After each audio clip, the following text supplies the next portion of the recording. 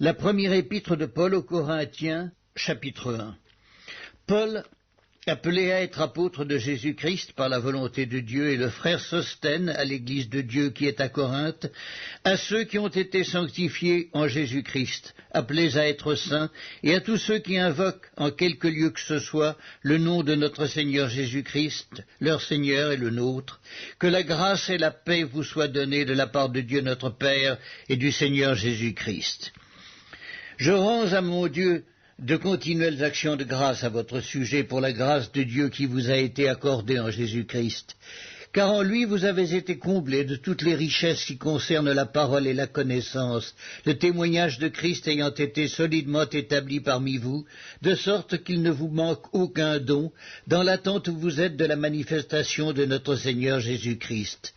Il vous affermira aussi jusqu'à la fin, pour que vous soyez irréprochables au jour de notre Seigneur Jésus-Christ. Dieu est fidèle, lui qui vous a appelé à la communion de son Fils Jésus-Christ, notre Seigneur. Je vous exhorte, frères, par le nom de notre Seigneur Jésus-Christ, à tenir tous un même langage, à ne point avoir de division parmi vous, mais à être parfaitement unis dans un même esprit et dans un même sentiment. Car, mes frères, j'ai appris à votre sujet par les gens de Chloé qu'il y a des disputes au milieu de vous. Je veux dire que chacun de vous parle ainsi. Moi, je suis de Paul, et moi d'Apollos, et moi de Céphas, et moi de Christ. Christ est-il divisé? Paul a-t-il été crucifié pour vous, ou est-ce au nom de Paul que vous avez été baptisés? Je rends grâce à Dieu de ce que je n'ai baptisé aucun de vous, excepté Crispus et Gaius, afin que personne ne dise que vous avez été baptisés en mon nom. J'ai encore baptisé la famille de Stéphanas. Du reste, je ne sache pas que j'ai baptisé quelque autre personne. Ce n'est pas pour baptiser que Christ m'a envoyé, c'est pour annoncer l'Évangile, et cela sans la sagesse du langage, afin que la croix de Christ ne soit pas rendue vaine. Car la prédication de la croix est une folie pour ceux qui périssent, mais pour nous qui sommes sauvés, elle est une puissance de Dieu. Aussi est-il écrit, je détruirai la sagesse des sages, et j'anéantirai l'intelligence des intelligents. Où est le sage? Où est le scribe? Où est le disputeur du siècle? Dieu n'a-t-il pas convaincu de folie la sagesse du monde? Car puisque le monde avec sa sagesse n'a point connu Dieu dans la sagesse de Dieu, il a plu à Dieu de sauver les croyants par la folie de la prédication. Les Juifs demandent des miracles et les Grecs cherchent la sagesse.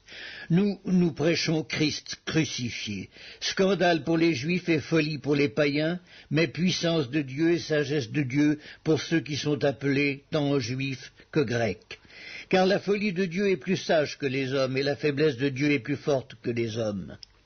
Considérez, frères, que parmi vous qui avez été appelés, il n'y a pas beaucoup de sages selon la chair, ni beaucoup de puissants, ni beaucoup de nobles. Mais Dieu a choisi les choses folles du monde pour confondre les sages. Dieu a choisi les choses faibles du monde pour confondre les fortes. Et Dieu a choisi les choses viles du monde et celles qu'on méprise, celles qui ne sont point, pour réduire au néant celles qui sont, afin que nulle chair ne se glorifie devant Dieu.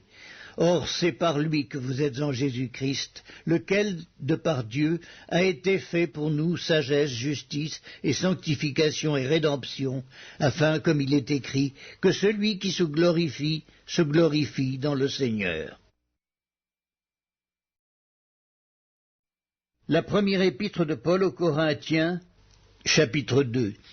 Pour moi, frères, lorsque je suis allé chez vous, ce n'est pas avec une supériorité de langage ou de sagesse que je suis allé vous annoncer le témoignage de Dieu, car je n'ai pas eu la pensée de savoir parmi vous autre chose que Jésus-Christ et Jésus-Christ crucifié. Moi-même, j'étais auprès de vous dans un état de faiblesse, de crainte et de grand tremblement, et ma parole et ma prédication ne reposaient pas sur les discours persuasifs de la sagesse, mais sur une démonstration d'esprit et de puissance, afin que votre foi fût fondée non sur la sagesse des hommes, mais sur la puissance de Dieu. Cependant, c'est une sagesse que nous prêchons parmi les parfaits, sagesse qui n'est pas de ce siècle, ni des chefs de ce siècle, qui vont être anéantis. Nous prêchons la sagesse de Dieu, mystérieuse et cachée, que Dieu, avant les siècles, avait destinée pour notre gloire, sagesse qu'aucun des chefs de ce siècle n'a connue, car s'ils l'eussent connue, ils n'auraient pas crucifié le Seigneur de gloire. Mais comme il est écrit, ce sont des choses que l'œil n'a point vues, que l'oreille n'a point entendues, et qui ne sont point montées au cœur de l'homme, des choses que Dieu a préparées pour ceux qui l'aiment. Dieu nous les a révélées par l'Esprit, car l'Esprit sonde tout, même les profondeurs de Dieu. Lequel des hommes, en effet, connaît les choses de l'homme, si ce n'est l'Esprit de l'homme qui est en lui? De même, personne ne connaît les choses de Dieu, si ce n'est l'Esprit de Dieu. Or, nous n'avons pas reçu l'Esprit du monde, mais l'Esprit qui vient de Dieu, afin que nous connaissions les choses que Dieu nous a données par sa grâce. Et nous en parlons non avec des discours qu'enseigne la sagesse humaine, mais avec ceux qu'enseigne l'Esprit, employant un langage spirituel pour les choses spirituelles. Mais l'homme animal ne reçoit pas les choses de l'Esprit de Dieu, car elles sont une folie pour lui, et il ne peut les connaître parce que c'est spirituellement qu'on en juge. L'homme spirituel, au contraire, juge de tout, et il n'est lui-même jugé par personne. Car qui a connu la pensée du Seigneur pour l'instruire? Or, nous avons la pensée de Christ. La première épître de Paul aux Corinthiens, chapitre 3. Pour moi, frères, ce n'est pas comme à des hommes spirituels que j'ai pu vous parler, mais comme à des hommes charnels, comme à des enfants en Christ. Je vous ai donné du lait, non de la nourriture solide, car vous ne pouviez pas la supporter, et vous ne le pouvez pas même à présent, parce que vous êtes encore charnels.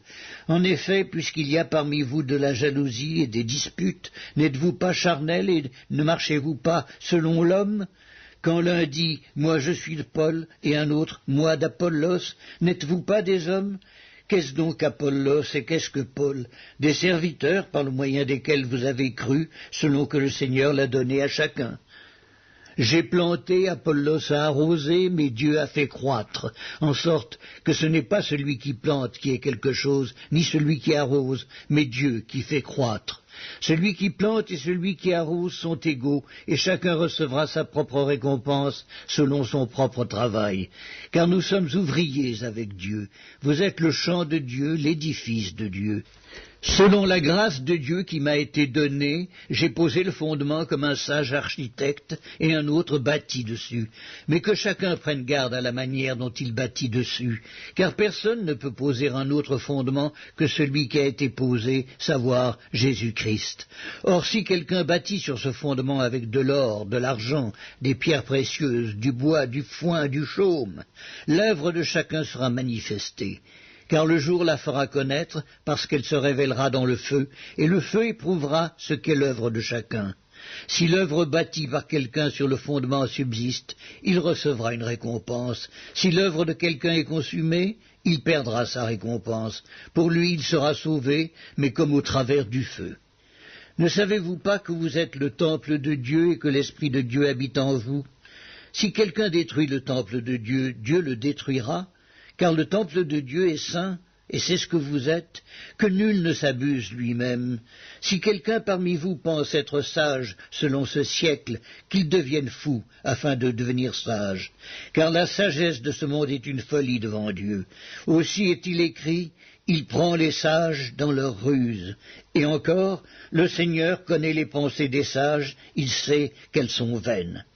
Que personne donc ne mette sa gloire dans des hommes, car tout est à vous, soit Paul, soit Apollos, soit Céphas, soit le monde, soit la vie, soit la mort, soit les choses présentes, soit les choses à venir. Tout est à vous, et vous êtes à Christ, et Christ est à Dieu. La première épître de Paul aux Corinthiens, chapitre 4. Ainsi qu'on nous regarde comme des serviteurs de Christ et des dispensateurs des mystères de Dieu. Du reste, ce qu'on demande des dispensateurs, c'est que chacun soit trouvé fidèle. Pour moi, il m'importe fort peu d'être jugé par vous ou par un tribunal humain. Je ne me juge pas non plus moi-même, car je ne me sens coupable de rien. Mais ce n'est pas pour cela que je suis justifié. Celui qui me juge, c'est le Seigneur. C'est pourquoi ne jugez de rien avant le temps, jusqu'à ce que vienne le Seigneur, qui mettra en lumière ce qui est caché dans les ténèbres, et qui manifestera les desseins des cœurs. Alors chacun recevra de Dieu la louange qui lui est due.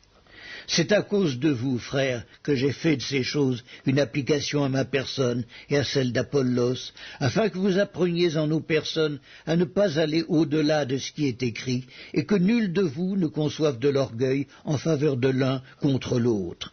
Car qui est-ce qui te distingue ? Qu'as-tu que tu n'aies reçu? Et si tu l'as reçu, pourquoi te glorifies-tu comme si tu ne l'avais pas reçu? Déjà vous êtes rassasiés, déjà vous êtes riches. Sans nous, vous avez commencé à régner. Et puissiez-vous régner en effet, afin que nous aussi, nous régnions avec vous. Car Dieu, ce me semble, a fait de nous, apôtres, les derniers des hommes, des condamnés à mort en quelque sorte, puisque nous avons été en spectacle au monde, aux anges et aux hommes. Nous sommes fous à cause de Christ, mais vous, vous êtes sages en Christ. Nous sommes faibles, mais vous êtes forts. Vous êtes honorés, nous sommes méprisés. Jusqu'à cette heure, nous souffrons la faim, la soif, la nudité. Nous sommes maltraités, errants çà et là. Nous nous fatiguons à travailler de nos propres mains. Injuriés, nous bénissons. Persécutés, nous supportons. Calomniés, nous parlons avec bonté.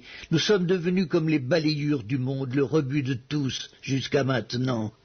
Ce n'est pas pour vous faire honte que j'écris ces choses, mais je vous avertis comme mes enfants bien-aimés. Car quand vous auriez 10 000 maîtres en Dieu, vous n'avez cependant pas plusieurs pères, puisque c'est moi qui vous ai engendré en Jésus-Christ par l'Évangile. Je vous en conjure donc, soyez mes imitateurs. Pour cela, je vous ai envoyé Timothée, qui est mon enfant bien-aimé et fidèle dans le Seigneur. Il vous rappellera quelles sont mes voies en Christ, quelle est la manière dont j'enseigne partout, dans toutes les églises. Quelques-uns se sont enflés d'orgueil comme si je ne devais pas aller chez vous, mais j'irai bientôt chez vous, si c'est la volonté du Seigneur, et je connaîtrai non les paroles mais la puissance de ceux qui se sont enflés. Car le royaume de Dieu ne consiste pas en paroles mais en puissance. Que voulez-vous? Que j'aille chez vous avec une verge ou avec amour ou dans un esprit de douceur?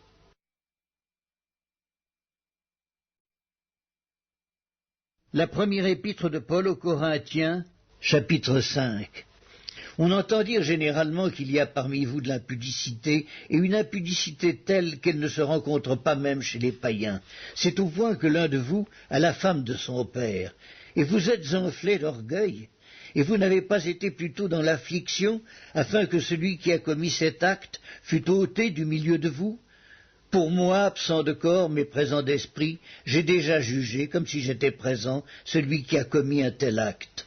Au nom du Seigneur Jésus, vous et mon esprit étant assemblés avec la puissance de notre Seigneur Jésus, qu'un tel homme soit livré à Satan pour la destruction de la chair, afin que l'esprit soit sauvé au jour du Seigneur Jésus.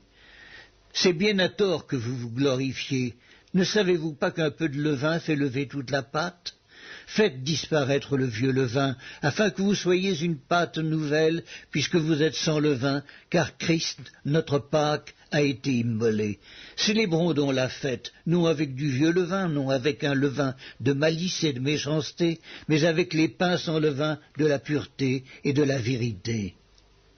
Je vous ai écrit dans ma lettre de ne pas avoir des relations avec les impudiques, non pas d'une manière absolue avec les impudiques de ce monde, ou avec les cupides et les ravisseurs, ou avec les idolâtres, autrement il vous faudrait sortir du monde. Maintenant, ce que je vous ai écrit, c'est de ne pas avoir des relations avec quelqu'un qui, se nommant frère, est impudique ou cupide, ou idolâtre, ou outrageux, ou ivrogne, ou ravisseur, de ne pas même manger avec un tel homme. Qu'ai-je en effet à juger ceux du dehors? N'est-ce pas ceux du dedans que vous avez à juger? Pour ceux du dehors, Dieu les juge. Ôtez le méchant du milieu de vous. La première épître de Paul aux Corinthiens, chapitre 6. Quelqu'un de vous, lorsqu'il a un différend avec un autre, ose-t-il plaider devant les injustes et non devant les saints? Ne savez-vous pas que les saints jugeront le monde? Et si c'est par vous que le monde est jugé, êtes-vous indigne de rendre les moindres jugements? Ne savez-vous pas que nous jugerons les anges? Et nous ne jugerions pas, à plus forte raison, les choses de cette vie? Quand donc vous avez des différends pour les choses de cette vie, ce sont des gens dont l'Église ne fait aucun cas que vous prenez pour juges. Je le dis à votre honte. Ainsi, il n'y a parmi vous pas un seul homme sage qui puisse prononcer entre ses frères. Mais un frère plaide contre un frère, et cela devant des infidèles. C'est déjà certes un défaut chez vous d'avoir des procès les uns avec les autres. Pourquoi ne souffrez-vous pas plutôt quelque injustice? Pourquoi ne vous laissez-vous pas plutôt dépouiller? Mais c'est vous qui commettez l'injustice et qui dépouillez, et c'est envers des frères que vous agissez de la sorte. Ne savez-vous pas que les injustes n'hériteront point le royaume de Dieu? Ne vous y trompez pas, ni les impudiques, ni les idolâtres, ni les adultères, ni les efféminés, ni les infâmes, ni les voleurs, ni les cupides, ni les ivrognes, ni les outrageux, ni les ravisseurs n'hériteront le royaume de Dieu. Et c'est là ce que vous étiez, quelques-uns de vous. Mais vous avez été lavés, mais vous avez été sanctifiés, mais vous avez été justifiés au nom du Seigneur Jésus-Christ et par l'Esprit de notre Dieu. Tout m'est permis, mais tout n'est pas utile. Tout m'est permis, mais je ne me laisserai asservir par quoi que ce soit. Les aliments sont pour le ventre et le ventre pour les aliments, et Dieu détruira l'un comme les autres. Mais le corps n'est pas pour l'impudicité, il est pour le Seigneur et le Seigneur pour le corps. Et Dieu qui a ressuscité le Seigneur nous ressuscitera aussi par sa puissance. Ne savez-vous pas que vos corps sont des membres de Christ? Prendrai-je donc les membres de Christ pour en faire les membres d'une prostituée? Loin de là. Ne savez-vous pas que celui qui s'attache à la prostituée est un seul corps avec elle? Car, est-il dit, les deux deviendront une seule chair. Mais celui qui s'attache au Seigneur est avec lui un seul esprit. Fuyez l'impudicité. Quelque autre péché qu'un homme commette, ce péché est hors du corps, mais celui qui se livre à l'impudicité pêche contre son propre corps.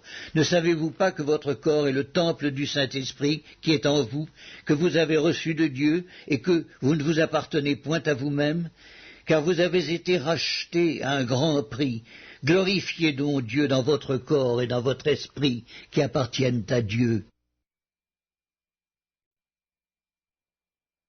La première épître de Paul aux Corinthiens, chapitre 7. Pour ce qui concerne les choses dont vous m'avez écrit, je pense qu'il est bon pour l'homme de ne point toucher de femme.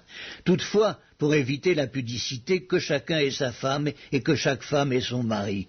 Que le mari rende à sa femme ce qu'il lui doit et que la femme agisse de même envers son mari. La femme n'a pas autorité sur son propre corps, mais c'est le mari. Et pareillement, le mari n'a pas autorité sur son propre corps, mais c'est la femme. Ne vous privez point l'un de l'autre, si ce n'est d'un commun accord, pour un temps, afin de vaquer à la prière. Puis retournez ensemble, de peur que Satan ne vous tente par votre incontinence. Je dis cela par condescendance, je n'en fais pas un ordre. Je voudrais que tous les hommes fussent comme moi, mais chacun tient de Dieu un don particulier, l'un d'une manière, l'autre d'une autre. À ceux qui ne sont pas mariés et aux veuves, je dis qu'il leur est bon de rester comme moi. Mais s'ils manquent de continence, qu'ils se marient, car il vaut mieux se marier que de brûler. À ceux qui sont mariés, j'ordonne, non pas moi, mais le Seigneur, que la femme ne se sépare point de son mari. Si elle est séparée, qu'elle demeure sans se marier, ou qu'elle se réconcilie avec son mari, et que le mari ne répudie point sa femme. Aux autres, ce n'est pas le Seigneur, c'est moi qui dis, si un frère a une femme non croyante, et qu'elle consente à habiter avec lui, qu'il ne la répudie point.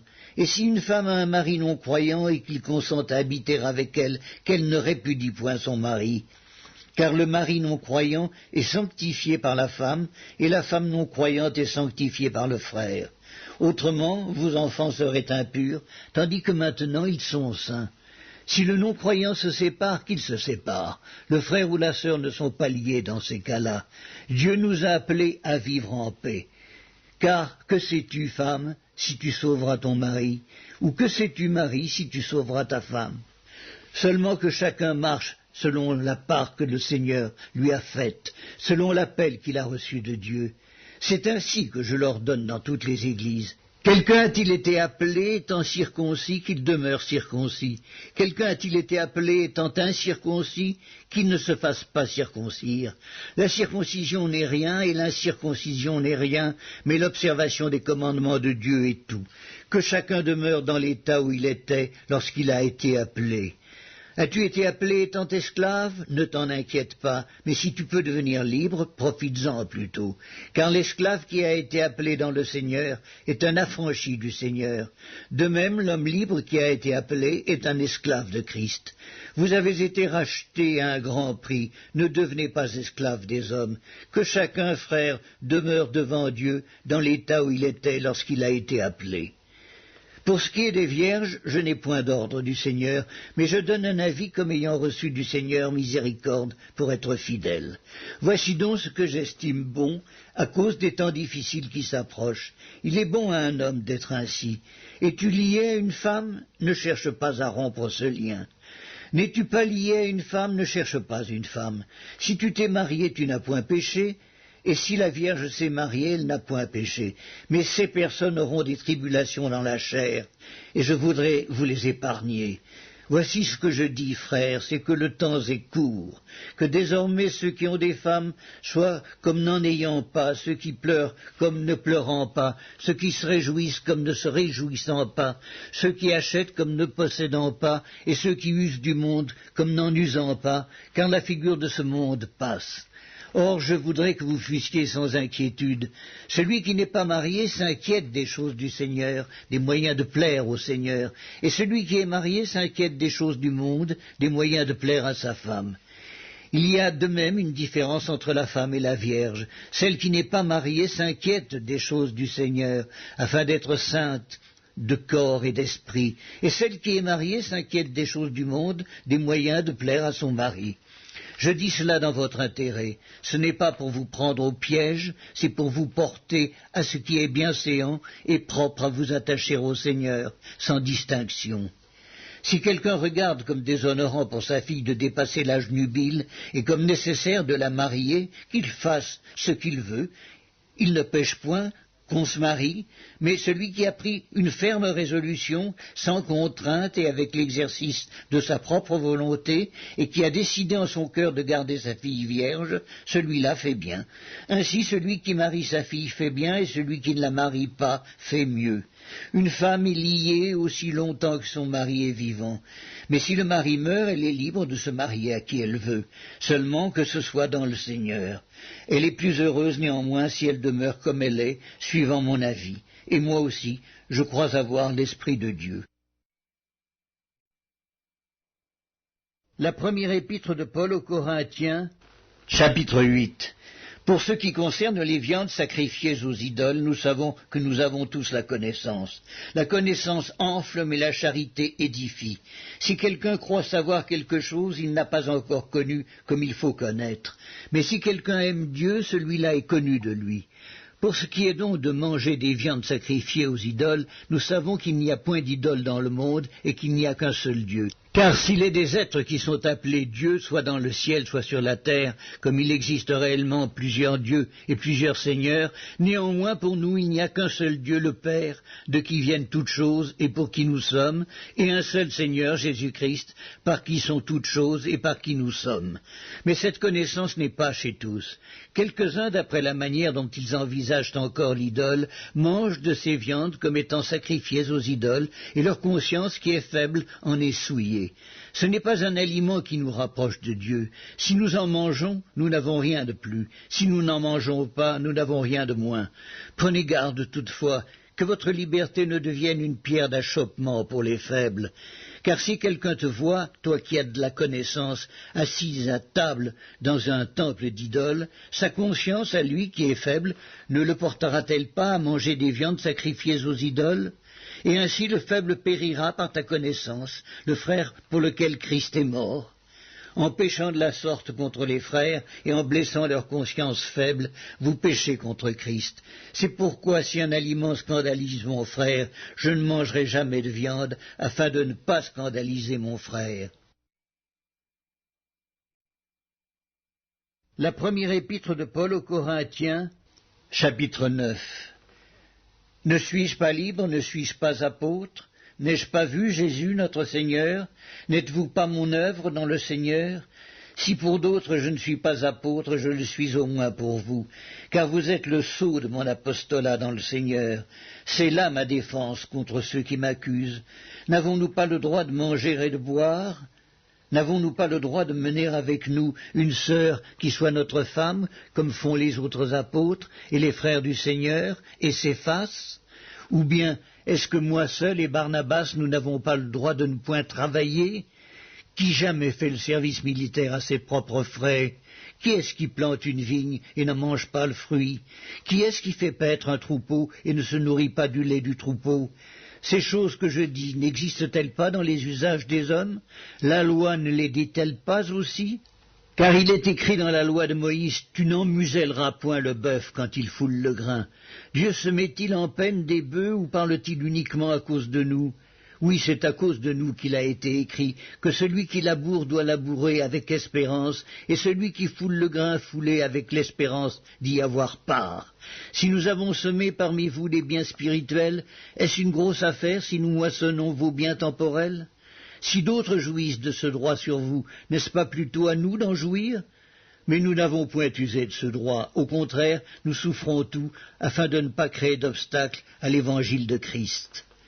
Ne savez-vous pas que ceux qui remplissent les fonctions sacrées sont nourris par le temple, que ceux qui servent à l'autel ont part à l'autel? De même aussi, le Seigneur a ordonné à ceux qui annoncent l'Évangile de vivre de l'Évangile.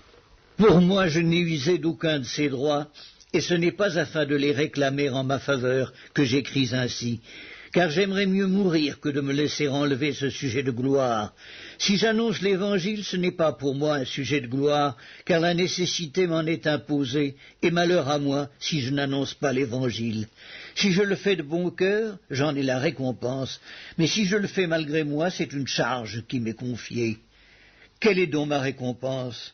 C'est d'offrir gratuitement l'Évangile que j'annonce, sans user de mon droit de prédicateur de l'Évangile.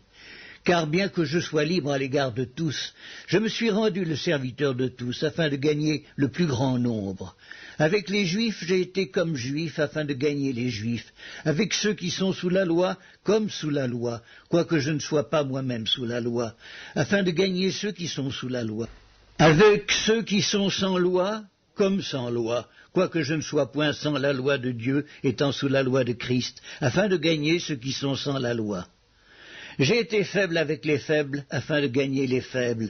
Je me suis fait tout à tous, afin d'en sauver de toute manière quelques-uns. Je fais tout à cause de l'Évangile, afin d'y avoir part.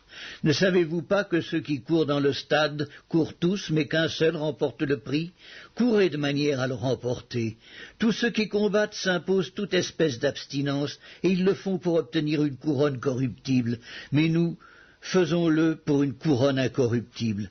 Moi donc je cours, non pas comme à l'aventure, je frappe, non pas comme battant l'air, mais je traite durement mon corps et je le tiens assujetti, de peur d'être moi-même rejeté après avoir prêché aux autres.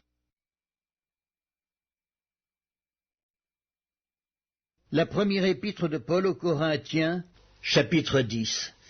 Frères, je ne veux pas que vous ignoriez que nos pères ont tous été sous la nuée, qu'ils ont tous passé au travers de la mer, qu'ils ont tous été baptisés en Moïse, dans la nuée et dans la mer, qu'ils ont tous mangé le même aliment spirituel et qu'ils ont tous bu le même breuvage spirituel, car ils buvaient à un rocher spirituel qui les suivait, et ce rocher était Christ.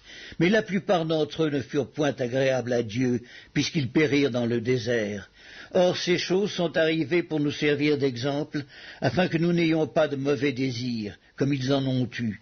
Ne devenez point idolâtres comme quelques-uns d'entre eux, selon qu'il est écrit, le peuple s'assit pour manger et pour boire, puis ils se levèrent pour se divertir. Ne nous livrons point à l'impudicité, comme quelques-uns d'eux s'y livrèrent, de sorte qu'il en tomba 23 000 en un seul jour. Ne tentons point le Seigneur comme le tentèrent quelques-uns d'entre eux qui périrent par les serpents. Ne murmurez point comme murmurèrent quelques-uns d'eux qui périrent par l'exterminateur. Ces choses leur sont arrivées pour servir d'exemple, et elles ont été écrites pour notre instruction, à nous, qui sommes parvenus à la fin des siècles. Ainsi donc que celui qui croit être debout prenne garde de tomber. Aucune tentation ne vous est survenue qui n'ait été humaine, et Dieu qui est fidèle ne permettra pas que vous soyez tentés au-delà de vos forces. Mais avec la tentation, il préparera aussi le moyen d'en sortir, afin que vous puissiez la supporter.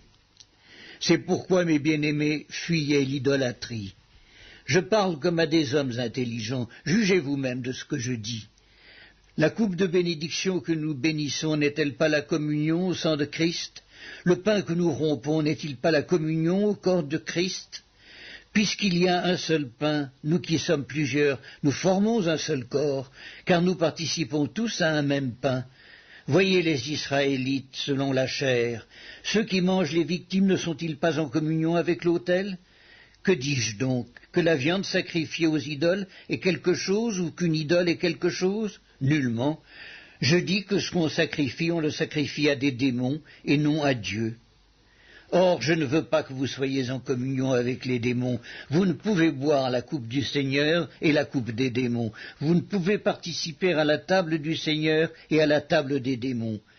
Voulons-nous provoquer la jalousie du Seigneur? Sommes-nous plus forts que lui? Tout est permis, mais tout n'est pas utile. Tout est permis, mais tout n'édifie pas. Que personne ne cherche son propre intérêt, mais que chacun cherche celui d'autrui. Mangez de tout ce qui se vend au marché, sans vous enquérir de rien, par motif de conscience. Car la terre est au Seigneur et tout ce qu'elle renferme. Si un non-croyant vous invite et que vous vouliez aller, mangez de tout ce qu'on vous présentera, sans vous enquérir de rien, par motif de conscience. Mais si quelqu'un vous dit « Ceci a été offert en sacrifice », n'en mangez pas, à cause de celui qui a donné l'avertissement et à cause de la conscience. Je parle ici non de votre conscience, mais de celle de l'autre. Pourquoi, en effet, ma liberté serait-elle jugée par une conscience étrangère? Si je mange avec action de grâce, pourquoi serais-je blâmé au sujet d'une chose dont je rends grâce? Soit donc que vous mangiez, soit que vous buviez, soit que vous fassiez quelque autre chose, faites tout pour la gloire de Dieu. Ne soyez en scandale ni aux Juifs, ni aux Grecs, ni à l'Église de Dieu, de la même manière que moi aussi, je m'efforce en toutes choses de complaire à tous, cherchant non mon avantage, mais celui du plus grand nombre, afin qu'ils soient sauvés. La première épître de Paul aux Corinthiens, chapitre 11. Soyez mes imitateurs comme je le suis moi-même de Christ. Je vous loue de ce que vous vous souvenez de moi à tous égards et de ce que vous retenez mes instructions telles que je vous les ai données. Je veux cependant que vous sachiez que Christ est le chef de tout homme, que l'homme est le chef de la femme et que Dieu est le chef de Christ. Tout homme qui prie ou qui prophétise, la tête couverte, déshonore son chef. Toute femme, au contraire, qui prie ou qui prophétise, la tête non voilée, déshonore son chef. C'est comme si elle était rasée. Car si une femme n'est pas voilée, qu'elle se coupe aussi les cheveux. Or, s'il est honteux pour une femme d'avoir les cheveux coupés ou d'être rasée, qu'elle se voile. L'homme ne doit pas se couvrir la tête, puisqu'il est l'image et la gloire de Dieu, tandis que la femme est la gloire de l'homme. En effet, l'homme n'a pas été tiré de la femme, mais la femme a été tirée de l'homme. Et l'homme n'a pas été créé à cause de la femme, mais la femme a été créée à cause de l'homme. C'est pourquoi la femme, à cause des anges, doit avoir sur la tête une marque de l'autorité dont elle dépend. Toutefois, dans le Seigneur, la femme n'est point sans homme, ni l'homme sans la femme. Car de même que la femme a été tirée de l'homme, de même l'homme existe par la femme, et tout vient de Dieu. Jugez-en vous-même, est-il convenable qu'une femme prie Dieu sans être voilée? La nature elle-même ne vous enseigne-t-elle pas que c'est une honte pour l'homme de porter de longs cheveux, mais que c'est une gloire pour la femme d'en porter, parce que la chevelure lui a été donnée comme voile? Si quelqu'un se plaît à contester, nous n'avons pas cette habitude, non plus que les églises de Dieu. En donnant cet avertissement, ce que je ne loue point, c'est que vous vous assemblez, non pour devenir meilleurs, mais pour devenir pires. Et d'abord, j'apprends que lorsque vous vous réunissez en assemblée, il y a parmi vous des divisions, et je le crois en partie car il faut qu'il y ait aussi des sectes parmi vous, afin que ceux qui sont approuvés soient reconnus comme tels au milieu de vous. Lors donc que vous vous réunissez, ce n'est pas manger le repas du Seigneur, car quand on se met à table, chacun commence par prendre son propre repas, et l'un a faim tandis que l'autre est ivre. N'avez-vous pas des maisons pour y manger et boire ? Ou méprisez-vous l'Église de Dieu et faites-vous honte à ceux qui n'ont rien? Que vous dirai-je? Vous louerai-je? En cela je ne vous loue point. Car j'ai reçu du Seigneur ce que je vous ai enseigné, c'est que le Seigneur Jésus, dans la nuit où il fut livré, prit du pain, et après avoir rendu grâce, le rompit et dit, « Ceci est mon corps qui est rompu pour vous. Faites ceci en mémoire de moi. » De même, après avoir soupé, il prit la coupe et dit, « Cette coupe est la nouvelle alliance en mon sang. Faites ceci en mémoire de moi, toutes les fois que vous en boirez. Car toutes les fois que vous mangez ce pain et que vous buvez cette coupe, vous annoncez la mort du Seigneur jusqu'à ce qu'il vienne. C'est pourquoi celui qui mangera le pain ou boira la coupe du Seigneur indignement sera coupable envers le corps et le sang du Seigneur. Que chacun donc s'éprouve soi-même et qu'ainsi il mange du pain et boive la coupe. Car celui qui mange et boit sans discerner le corps du Seigneur mange et boit un jugement contre lui-même. C'est pour cela qu'il y a parmi vous beaucoup d'infirmes et de malades, et qu'un grand nombre sont morts. Si nous nous jugions nous-mêmes, nous ne serions pas jugés. Mais quand nous sommes jugés, nous sommes châtiés par le Seigneur, afin que nous ne soyons pas condamnés avec le monde. Ainsi, mes frères, lorsque vous vous réunissez pour le repas, attendez-vous les uns les autres. Si quelqu'un a faim, qu'il mange chez lui, afin que vous ne vous réunissiez pas pour attirer un jugement sur vous. Je réglerai les autres choses quand je serai arrivé. La première épître de Paul aux Corinthiens, chapitre 12. Pour ce qui concerne les dons spirituels, je ne veux pas, frères, que vous soyez dans l'ignorance. Vous savez que lorsque vous étiez païens, vous vous laissiez entraîner vers les idoles muettes, selon que vous étiez conduits. C'est pourquoi je vous déclare que nul, s'il parle par l'Esprit de Dieu, ne dit « Jésus est anathème » et que nul ne peut dire « Jésus est le Seigneur » si ce n'est par le Saint-Esprit. Il y a diversité de dons, mais le même Esprit, diversité de ministères, mais le même Seigneur, diversité d'opérations, mais le même Dieu qui opère tout en tous. Or, à chacun la manifestation de l'Esprit est donnée pour l'utilité commune. En effet, à l'un est donné par l'Esprit une parole de sagesse, à un autre une parole de connaissance, selon le même Esprit, à un autre la foi par le même Esprit, à un autre le don des guérisons par le même Esprit, à un autre le don d'opérer des miracles, à un autre la prophétie, à un autre le discernement des esprits, à un autre la diversité des langues, à un autre l'interprétation des langues.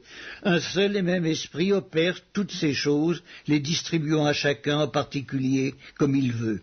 Car comme le corps est un en plusieurs membres, et comme tous les membres du corps, malgré leur nombre, ne forment qu'un seul corps, ainsi en est-il de Christ. Nous avons tous en effet été baptisés dans un seul esprit pour former un seul corps, soit juifs, soit grecs, soit esclaves, soit libres, et nous avons tous été abreuvés d'un seul esprit.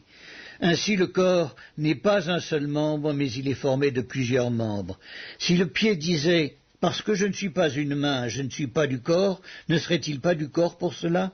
Et si l'oreille disait « Parce que je ne suis pas un œil, je ne suis pas du corps », ne serait-elle pas du corps pour cela? Si tout le corps était œil, où serait l'ouïe? S'il était tout ouïe, où serait l'odorat? Maintenant Dieu a placé chacun des membres dans le corps comme il l'a voulu. Si tous étaient un seul membre, où serait le corps? Maintenant donc il y a plusieurs membres et un seul corps. L'œil ne peut pas dire à la main « Je n'ai pas besoin de toi », ni la tête dire aux pieds « Je n'ai pas besoin de vous ». Mais bien plutôt les membres du corps qui paraissent être les plus faibles sont nécessaires, et ceux que nous estimons être les moins honorables du corps, nous les entourons d'un plus grand honneur. Ainsi nos membres les moins honnêtes reçoivent le plus d'honneur, tandis que ceux qui sont honnêtes n'en ont point besoin. Dieu a disposé le corps de manière à donner plus d'honneur à ce qui en manquait, afin qu'il n'y ait pas de division dans le corps, mais que les membres aient également soin les uns des autres. Et si un membre souffre, tous les membres souffrent avec lui. Si un membre est honoré, tous les membres se réjouissent avec lui. Vous êtes le corps de Christ, et vous êtes ses membres, chacun pour sa part. Et Dieu a établi dans l'Église premièrement des apôtres, secondement des prophètes, troisièmement des docteurs, ensuite ceux qui ont le don des miracles, puis ceux qui ont les dons de guérir, de secourir, de gouverner, de parler diverses langues. Tous sont-ils apôtres? Tous sont-ils prophètes? Tous sont-ils docteurs? Tous ont-ils le don des miracles? Tous ont-ils le don des guérisons? Tous parlent-ils en langue? Tous interprètent-ils? Aspirez aux dons les meilleurs, et je vais encore vous montrer une voie par excellence. La première épître de Paul aux Corinthiens, chapitre 13. Quand je parlerai les langues des hommes et des anges, si je n'ai pas la charité, je suis un airain qui résonne ou une cymbale qui retentit. Et quand j'aurai le don de prophétie, la science de tous les mystères et de toute la connaissance, quand j'aurai même toute la foi jusqu'à transporter des montagnes, si je n'ai pas la charité, je ne suis rien. Et quand je distribuerai tous mes biens pour la nourriture des pauvres, quand je livrerai même mon corps pour être brûlé, si je n'ai pas la charité, cela ne me sert de rien. La charité est patiente, elle est pleine de bonté. La charité n'est point envieuse. La charité ne se vante point, elle ne s'enfle point d'orgueil. Elle ne fait rien de malhonnête, elle ne cherche point son intérêt. Elle ne s'irrite point, elle ne soupçonne point le mal. Elle ne se réjouit point de l'injustice, mais elle se réjouit de la vérité. Elle excuse tout, elle croit tout, elle espère tout, elle supporte tout. La charité ne périt jamais. Les prophéties prendront fin, les langues cesseront, la connaissance disparaîtra. Car nous connaissons en partie, nous prophétisons en partie. Mais quand ce qui est parfait sera venu, ce qui est partiel disparaîtra. Lorsque j'étais enfant, je parlais comme un enfant, je pensais comme un enfant, je raisonnais comme un enfant. Lorsque je suis devenu homme, j'ai fait disparaître ce qui était de l'enfant. Aujourd'hui, nous voyons au moyen d'un miroir, d'une manière obscure, mais alors nous verrons face à face. Aujourd'hui, je connais en partie, mais alors je connaîtrai comme j'ai été connu. Maintenant donc, ces trois choses demeurent, la foi, l'espérance, la charité. Mais la plus grande de ces choses, c'est la charité. La première épître de Paul aux Corinthiens, chapitre 14. Recherchez la charité, aspirez aussi au don spirituel, mais surtout à celui de prophétie. En effet, celui qui parle en langue ne parle pas aux hommes, mais à Dieu, car personne ne le comprend, et c'est en esprit qu'il dit des mystères. Celui qui prophétise, au contraire, parle aux hommes, les édifie, les exhorte, les console. Celui qui parle en langue s'édifie lui-même, celui qui prophétise édifie l'Église. Je désire que vous parliez tous en langue, mais encore plus que vous prophétisiez. Celui qui prophétise est plus grand que celui qui parle en langue, à moins que ce dernier n'interprète pour que l'Église en reçoive de l'édification. Et maintenant, frères, de quelle utilité vous serais-je si je venais à vous parlant en langue, et si je ne vous parlais pas par révélation, ou par connaissance, ou par prophétie, ou par doctrine? Si les objets inanimés qui rendent un son comme une flûte ou une harpe ne rendent pas des sons distincts, comment reconnaîtra-t-on ce qui est joué sur la flûte ou sur la harpe? Et si la trompette rend un son confus, qui se préparera au combat? De même vous, si par la langue vous ne donnez pas une parole distincte, comment saura-t-on ce que vous dites, car vous parlerez en l'air? Quelque nombreuses que puissent être dans le monde les diverses langues, il n'en est aucune qui ne soit une langue. Si donc je ne connais pas le sens de la langue, je serai un barbare pour celui qui parle, et celui qui parle sera un barbare pour moi. De même vous, puisque vous aspirez au don spirituel, que ce soit pour l'édification de l'Église, que vous cherchiez à en posséder abondamment. C'est pourquoi que celui qui parle en langue prie pour avoir le don d'interpréter, car si je prie en langue, mon esprit est en prière, mais mon intelligence demeure stérile. Que faire donc? Je prierai par l'esprit, mais je prierai aussi avec l'intelligence. Je chanterai par l'esprit, mais je chanterai aussi avec l'intelligence. Autrement, si tu rends grâce par l'esprit, comment celui qui est dans les rangs de l'homme du peuple répondra-t-il Amen à ton action de grâce, puisqu'il ne sait pas ce que tu dis? Tu rends, il est vrai, d'excellentes actions de grâce, mais l'autre n'est pas édifié. Je rends grâce à Dieu de ce que je parle en langue plus que vous tous. Mais dans l'Église, j'aime mieux dire saint parole avec mon intelligence, afin d'instruire aussi les autres, que 10 000 paroles en langue. Frères, ne soyez pas des enfants sous le rapport du jugement, mais pour la malice soyez enfants, et à l'égard du jugement soyez des hommes faits. Il est écrit dans la loi, c'est par des hommes d'une autre langue et par des lèvres d'étrangers que je parlerai à ce peuple, et ils ne m'écouteront pas même ainsi, dit le Seigneur. Par conséquent, les langues sont un signe, non pour les croyants, mais pour les non-croyants. La prophétie, au contraire, est un signe, non pour les non-croyants, mais pour les croyants. Si donc, dans une assemblée de l'Église entière, tous parlent en langue, et qu'il survienne des hommes du peuple ou des non-croyants, ne diront-ils pas que vous êtes fous? Mais si tous prophétisent et qu'il survienne quelque non-croyant ou un homme du peuple, il est convaincu par tous, il est jugé par tous, les secrets de son cœur sont dévoilés de telle sorte que, tombant sur sa face, il adorera Dieu et publiera que Dieu est réellement au milieu de vous. Que faire donc, frères? Lorsque vous vous assemblez, les uns ou les autres parmi vous ont-ils un cantique, une instruction, une révélation, une langue, une interprétation? Que tout se fasse pour l'édification. En est-il qui parlent en langue, que 2 ou 3 au plus parlent, chacun à son tour, et que quelqu'un interprète? S'il n'y a point d'interprète, qu'on se taise dans l'Église et qu'on parle à soi-même et à Dieu. Pour ce qui est des prophètes, que 2 ou 3 parlent et que les autres jugent. Et si un autre qui est assis a une révélation, que le premier se taise. Car vous pouvez tous prophétiser successivement, afin que tous soient instruits et que tous soient exhortés. Les esprits des prophètes sont soumis aux prophètes, car Dieu n'est pas un Dieu de désordre, mais de paix. Comme dans toutes les églises des saints, que les femmes se taisent dans les assemblées, car il ne leur est pas permis d'y parler, mais qu'elles soient soumises selon que le dit aussi la loi. Si elles veulent s'instruire sur quelque chose, qu'elles interrogent leur mari à la maison, car il est malséant à une femme de parler dans l'église. Est-ce de chez vous que la parole de Dieu est sortie, ou est-ce à vous seul qu'elle est parvenue? Si quelqu'un croit être prophète ou inspiré, qu'il reconnaisse que ce que je vous écris est un commandement du Seigneur, et si quelqu'un l'ignore, qu'il l'ignore. Ainsi donc, frères, aspirez au don de prophétie, et n'empêchez pas de parler en langue, mais que tout se fasse avec bienséance et avec ordre. La première épître de Paul aux Corinthiens, chapitre 15. Je vous rappelle, frères, l'évangile que je vous ai annoncé, que vous avez reçu, dans lequel vous avez persévéré, et par lequel vous êtes sauvés, si vous le retenez tel que je vous l'ai annoncé. Autrement, vous auriez cru en vain.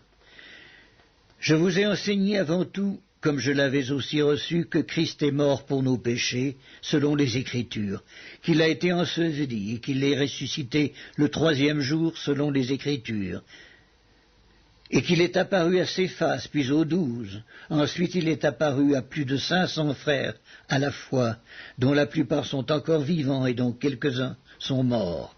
Ensuite il est apparu à Jacques, puis à tous les apôtres. Après eux tous, il m'est aussi apparu à moi, comme à l'avorton, car je suis le moindre des apôtres. Je ne suis pas digne d'être appelé apôtre, parce que j'ai persécuté l'Église de Dieu. Par la grâce de Dieu, je suis ce que je suis, et sa grâce envers moi n'a pas été vaine. Loin de là, j'ai travaillé plus qu'eux tous, non pas moi toutefois, mais la grâce de Dieu qui est avec moi. Ainsi donc, que ce soit moi, que ce soit eux, voilà ce que nous prêchons, et c'est ce que vous avez cru. Or, si l'on prêche que Christ est ressuscité des morts, comment quelques-uns parmi vous disent-ils qu'il n'y a point de résurrection des morts? S'il n'y a point de résurrection des morts, Christ non plus n'est pas ressuscité. Et si Christ n'est pas ressuscité, notre prédication est donc vaine, et votre foi aussi est vaine. Il se trouve même que nous sommes de faux témoins à l'égard de Dieu, puisque nous avons témoigné contre Dieu qu'il a ressuscité Christ, tandis qu'il ne l'aurait pas ressuscité si les morts ne ressuscitent point. Car si les morts ne ressuscitent point, Christ non plus n'est pas ressuscité. Et si Christ n'est pas ressuscité, votre foi est vaine. Vous êtes encore dans vos péchés, et par conséquent aussi, ceux qui sont morts en Christ sont perdus. Si c'est dans cette vie seulement que nous espérons en Christ, nous sommes les plus malheureux de tous les hommes. Mais maintenant, Christ est ressuscité des morts, il est les prémices de ceux qui sont morts. Car puisque la mort est venue par un homme, c'est aussi par un homme qu'est venue la résurrection des morts. Et comme tous meurent en Adam, de même aussi tous revivront en Christ, mais chacun en son rang. Christ comme prémisse, puis ceux qui appartiennent à Christ lors de son avènement. Ensuite viendra la fin, quand il remettra le royaume à celui qui est Dieu et Père, après avoir détruit toute domination, toute autorité et toute puissance. Car il faut qu'il règne jusqu'à ce qu'il ait mis tous les ennemis sous ses pieds. Le dernier ennemi qui sera détruit, c'est la mort. Dieu, en effet, a tout mis sous ses pieds, mais lorsqu'il dit que tout lui a été soumis, il est évident que celui qui lui a soumis toutes choses est excepté. Et lorsque toutes choses lui auront été soumises, alors le Fils lui-même sera soumis à celui qui lui a soumis toutes choses, afin que Dieu soit tout en tous. Autrement, que feraient ceux qui se font baptiser pour les morts? Si les morts ne ressuscitent absolument pas, pourquoi se font-ils baptiser pour eux? Et nous, pourquoi sommes-nous à toute heure en péril? Chaque jour je suis exposé à la mort, je l'atteste, frères, par la gloire dont vous êtes pour moi le sujet, en Jésus-Christ notre Seigneur. Si c'est dans des vues humaines que j'ai combattu contre les bêtes à Éphèse, quel avantage m'en revient-il? Si les morts ne ressuscitent pas, mangeons et buvons, car demain nous mourrons. Ne vous y trompez pas, les mauvaises compagnies corrompent les bonnes mœurs. Revenez à vous-même comme il est convenable et ne péchez point, car quelques-uns ne connaissent pas Dieu, je le dis à votre honte. Mais quelqu'un dira, comment les morts ressuscitent-ils et avec quel corps viennent-ils? Insensé, ce que tu sèmes ne reprend point vie s'il ne meurt. Et ce que tu sèmes, ce n'est pas le corps qui naîtra, c'est un simple grain, de blé peut-être, ou de quelque autre semence. Puis Dieu lui donne un corps comme il lui plaît, et à chaque semence, il donne un corps qui lui est propre. Toute chair n'est pas la même chair, mais autre est la chair des hommes, autre celle des quadrupèdes, autre celle des oiseaux, autre celle des poissons. Il y a aussi des corps célestes et des corps terrestres, mais autre est l'éclat des corps célestes, autre celui des corps terrestres. Autre est l'éclat du soleil, autre l'éclat de la lune, et autre l'éclat des étoiles. Même une étoile diffère en éclat d'une autre étoile. Ainsi en est-il de la résurrection des morts. Le corps est semé corruptible, il ressuscite incorruptible. Il est semé méprisable, il ressuscite glorieux. Il est semé infirme, il ressuscite plein de force. Il est semé corps animal, il ressuscite corps spirituel. S'il y a un corps animal, il y a aussi un corps spirituel. C'est pourquoi il est écrit, le premier homme, Adam, devint une âme vivante. Le dernier Adam est devenu un esprit vivifiant. Mais ce qui est spirituel n'est pas le premier, c'est ce qui est animal. Ce qui est spirituel vient ensuite. Le premier homme tiré de la terre est terrestre, le second homme est du ciel. Tel est le terrestre, tels sont aussi les terrestres, et tel est le céleste, tels sont aussi les célestes. Et de même que nous avons porté l'image du terrestre, nous porterons aussi l'image du céleste. Ce que je dis, frères, c'est que la chair et le sang ne peuvent hériter le royaume de Dieu, et que la corruption n'hérite pas l'incorruptibilité. Voici, je vous dis un mystère, nous ne mourrons pas tous, mais tous nous serons changés en un instant, en un clin d'œil, à la dernière trompette. La trompette sonnera et les morts ressusciteront incorruptibles, et nous serons changés. Car il faut que ce corps corruptible revête l'incorruptibilité, et que ce corps mortel revête l'immortalité. Lorsque ce corps corruptible aura revêtu l'incorruptibilité, et que ce corps mortel aura revêtu l'immortalité, alors s'accomplira la parole qui est écrite. La mort a été engloutie dans la victoire. Ô mort, où est ta victoire? Ô mort, où est ton aiguillon? L'aiguillon de la mort, c'est le péché, et la puissance du péché, c'est la loi. Mais grâce soit rendue à Dieu qui nous donne la victoire par notre Seigneur Jésus-Christ. Ainsi, mes frères bien-aimés, soyez fermes, inébranlables, travaillant de mieux en mieux à l'œuvre du Seigneur, sachant que votre travail ne sera pas vain dans le Seigneur. La première épître de Paul aux Corinthiens, chapitre 16. Pour ce qui concerne la collecte en faveur des saints, agissez vous aussi comme je l'ai ordonné aux églises de la Galatie. Que chacun de vous, le premier jour de la semaine, mette à part chez lui ce qu'il pourra, selon sa prospérité, afin qu'on n'attende pas à mon arrivée pour recueillir les dons.